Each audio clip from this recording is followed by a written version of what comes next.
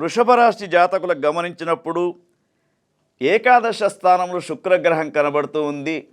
వీరికి చాలా అనుకూలంగా ఉంది. ఎందుకంటే వృషభ రాశిలో ఉన్నటువంటి యువతి యువకులకు ప్రేమ వివాహాలకు సంబంధించినటువంటి రోజుగా చెప్పుకోవచ్చు. ఈ శుక్రవారం రోజున ముఖ్యంగా పెద్దల సమక్షంలో మాట్లాడుకోవడం, వారి యొక్క ప్రేమ విషయాలు తెలుపడం అనేది వీరికి సూచనగా చెప్తూ ఉన్నాం.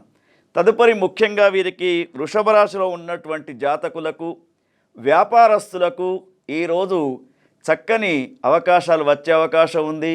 కళాకారులకు, సినిమా రంగంలో ఉన్నటువంటి వారికి, రాజకీయ నాయకులకు మంచి అవకాశంగా చెప్పుకోవచ్చు వృషభ రాశిలో ఉన్నటువంటి జాతకులకు. అయితే వీరికి వృషభ రాశిలో ఉన్నటువంటి ప్రతి ఒక్కరికి ఒక సూచన ఏమిటంటే, మహాలక్ష్మి ఆరాధన చేయండి.